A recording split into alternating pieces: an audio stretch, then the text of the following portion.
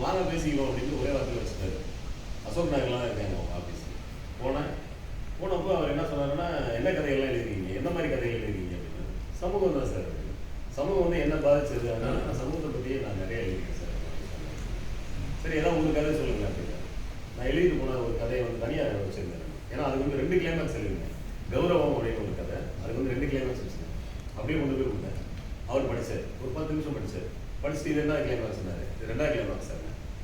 அதையும் படித்தார். படிச்சுட்டு இதுதான் நல்லா இருக்குது, இதே வச்சுக்கலாம் அப்படின்னு சொல்லிட்டு வேறு எதுவுமே சொல்லலை. அவங்க அசிஸ்டன்ட் ஒரு லேடி ஒன்று இருந்தாங்க டைப்பிங் பண்ணுறவங்க, அந்த அம்மா பேர் சொல்லி கொடுத்தாரு வாங்க அப்படின்ட்டு.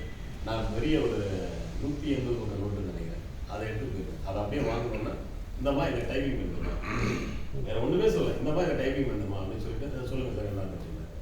அப்புறம் தான் சொல்லல சார் எனக்கு ஆர்வம் வந்து. அப்போ நீங்கள் என்ன பண்ணுறீங்க ஏது பண்ணுறீங்க கேட்கும்போது நம்ம சொன்னேன், இந்த மாதிரி இப்போ 10th முடிச்சிருக்கோம், 12th முடிச்சிருக்கோம், இப்போ நீங்கள் இன்ஜினியரிங் ஒர்க் பண்ணியிருக்கேன் சார். இன்ஜினியரிங் ஒர்க் பண்ணிட்டு எப்படி இதெல்லாம் உங்களுக்கு ஈடுபடுறேன். நிறைய படிப்பேன், சுஜாதா நாவல்கள், ராஜேஷ்குமார், சுமார், பட்டுப்பட்ட அப்படி வரிசையாக ஆசிரியர்கள் வரலாம் சொன்னோம்னா அது சரி ரைட்டு பண்ணிடுவாங்க. அவர் அதுக்கப்புறம் அந்த புக்கு பப்ளிஷ் பண்ணும்போது நான் நிறைய நண்பர்களை கூப்பிட்டுருந்தேன். நண்பர்கள் வந்துருந்தாங்க ஃபஸ்ட்டு புக்கு.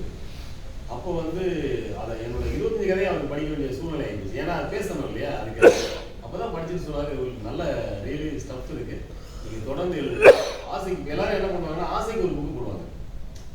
நம்ம எழுதணும், நம்மளும் ஒரு எழுத்தாளர் ஆகணும், ஒரு புக் போடுவோம்ப்பா, அதோட ஏன்னா இப்போ நம்ம சொந்த செலவு, யாரும் வந்து எந்த பதிப்பாளரும் காசு கொடுக்க போகிறது கிடையாது. நம்ம அதனுடைய லே அவுட்டு, அதனுடைய டிசைனு, டைப்பிங்கு, எல்லா பிரிண்டிங் சார்ஜஸ் எல்லாமே நம்ம தான் கொடுக்குறோம். எத்தனை புக் வாங்குறோமோ அது வரை டிஸ்கவுண்ட் கொடுக்கலாம். ஸோ அதனால் யார் பெரும்பாலும் என்ன பண்ணுறோம், ஒரு புக்கோட நிப்பாட்டிப்பாங்க. அவர் அதான் சொன்னார், நீங்கள் ஆசையாக கொடுத்துருக்கீங்க, ஆனால் இதோட நிப்பாட்டிக்கிறாங்க, நீங்கள் தொடர்ந்து எழுதுங்க, உங்கள்கிட்ட அந்த டேலண்ட் இருக்குது அப்படின்னு சொல்லி அதை ஊக்குவிட்டாங்க. அது அடுத்ததுலேயே இது வந்து செப்டம்பரில் ரிலீஸ் பண்ணலாம் ஃபஸ்ட்டு புக், 2024 செப்டம்பரில். 2025 புக் ஃபேரில் இன்னொரு டிசம்பர் 3 மாதத்தில். அப்போ அதுக்குள்ளே ஒரு 25 கதைகள் நான் எழுதிருக்கேன். ஸோ 50 கதைகள் முடிச்சிட்டோம். சரி 50 கதை முடிச்சிட்டோம் அப்படின்னு சொல்லிட்டு நாங்கள் வந்து இந்த 10th பாண்டியராஜ் போயிட்டாரா சாரி, நாங்கள் வந்து 10th வந்து கொடைக்கானல் வெளியேற்றோம் ஒரு 50 கதை. அப்போ எனக்கு ஒரு ஆசை என்னன்னா, சரி நண்பர்கள் வரைக்கும் ஒரு புக்கை ரிலீஸ் பண்ணணும், சரி கொடைக்கானல் ஏன் ரிலீஸ் பண்ணக்கூடாது அப்படின்னு யோசிச்சுட்டு சந்தியா நடராஜன் சார் சொன்னேன். ஓகே நல்லா இருக்கு, ஐடியா நல்லா இருக்கு, ஆனால் ரொம்ப பீரியட் கம்மியாக இருக்கு, எழுதிருக்கீங்களா?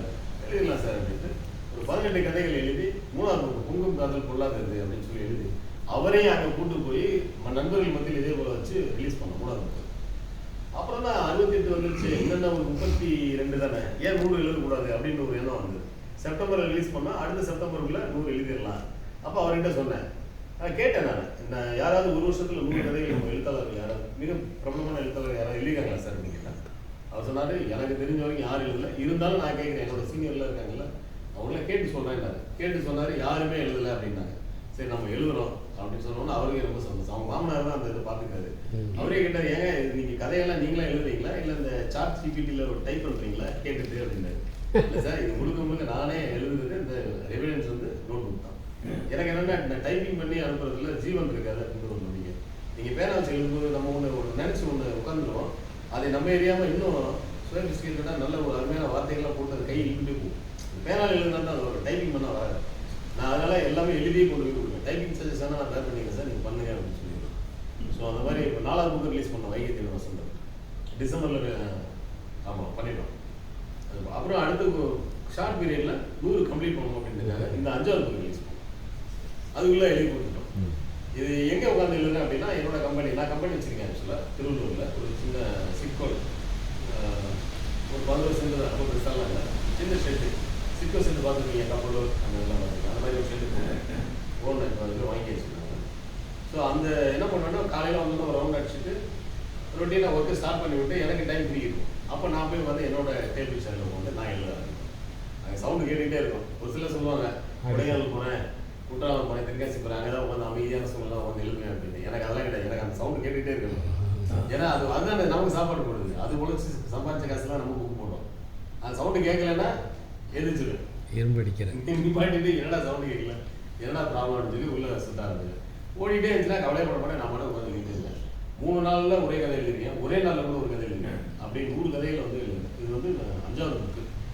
ஃபஸ்ட்டு புக்கு வந்து யார் ரிலீஸ் பண்ணா அப்படின்னா, எங்கள் மாமா வந்து அட்வொகேட்டாக இருக்காரு இதில் சென்னை லீடிங்கில் சென்ட்ரல் கவர்மெண்ட் அவர் மாறி இளவரன் இப்போ கூட அன்பே டயானான்னு ஒரு படம் வந்தது இல்லைங்களா? அன்பே டயானா, அது ஹீரோயின் டைரக்டர், அவரை கூப்பிட்டு இருந்தோம். ஏன்னா மச்சான் வந்து ஃபோட்டோகிராஃபர்.